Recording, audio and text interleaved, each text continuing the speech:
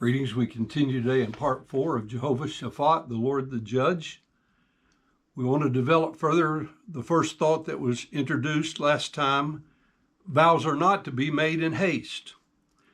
In Ecclesiastes chapter 5, beginning at verse 1, it says, "Keep thy foot when thou goest to the house of God, and be more ready to hear than to give the sacrifice of fools, for they consider not that they do evil.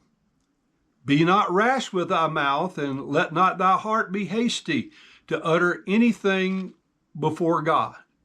For God is in heaven, and thou upon earth. Therefore let thy words be few.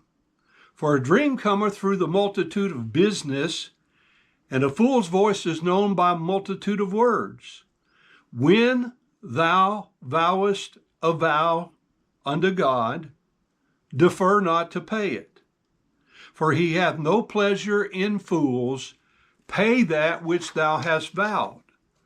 Better is it that thou shouldest not vow than that thou shouldest vow and not pay.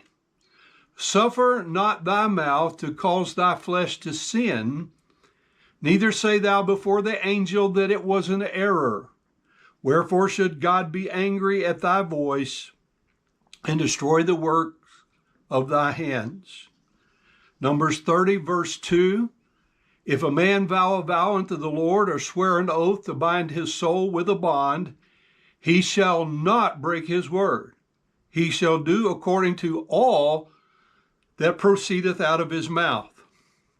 Again, Ecclesiastes 5:2 that we read, "Be not rash with thy mouth, and let not thy heart be hasty to utter anything before God, for God is in heaven, and thou upon earth. Therefore let thy words be few." We can review Jephthah's lamentation from Judges 11:35. "And it came to pass when he saw her that he rent his clothes and said, Alas, my daughter, thou hast brought me very low. For thou art one of them that trouble me. For I have opened my mouth unto the Lord, and I cannot go back." Which brings us to the second point: vows once made are to be kept. Notice the pedigree of this man Jephthah. He was a native of Gilead. He was the son of a harlot, but he was a mighty man of valor. We find all this in verse 1. 4, he was refused an inheritance in his father's house because of his, quote, strange mother in verse 2. And 5, he had been exiled to the land of Tob because of his social status, according to verse 3. Thus, he was not the typical man whom you would think would make a vow to God and take it so seriously. Yet he did take it very seriously. One might expect the high priest of the nation of Israel to take a vow to God that seriously, but not a man like this man Jephthah.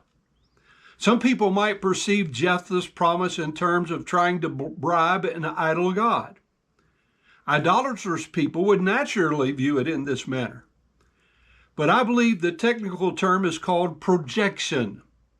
People view others in terms of what they know themselves to be.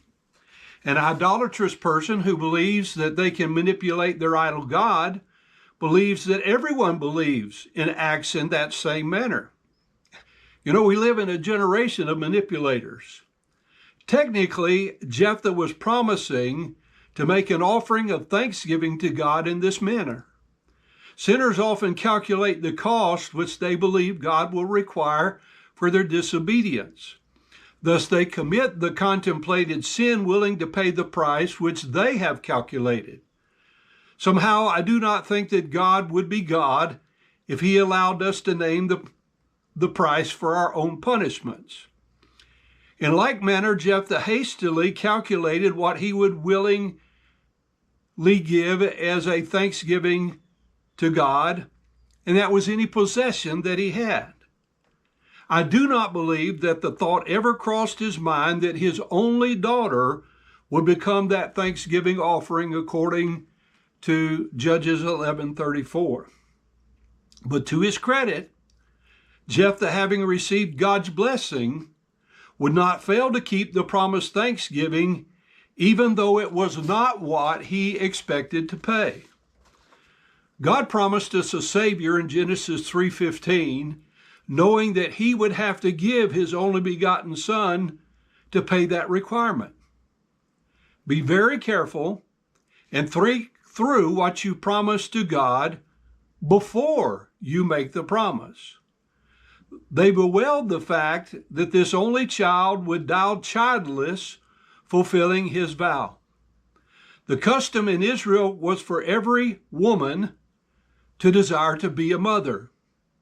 This desire had to do with the promise to Abraham that the Savior would be of his seed. As the experience of Hannah and Rachel and many others who are listed, quote, barren and could not bear children in the Old Testament, Jephthah's daughter would join this group. Examined carefully, these people were lamenting the fact that this young lady would die childless, even more than the fact that she was going to die. I suppose God could have intervened and stopped the offering, as he did with Abraham and Isaac, but the scriptures do not indicate that he did so in this particular incident. We're told to make vows to God, but to make them carefully, cautiously, and reverently. And when we make a vow, then we are to keep it.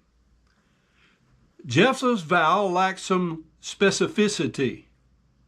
When Jephthah stands before God in judgment, then we will know for sure what God thinks about the costly vow which Jephthah both made and kept.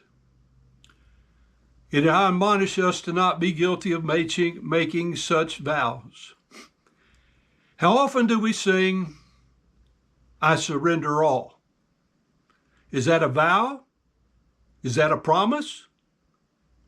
Is it not?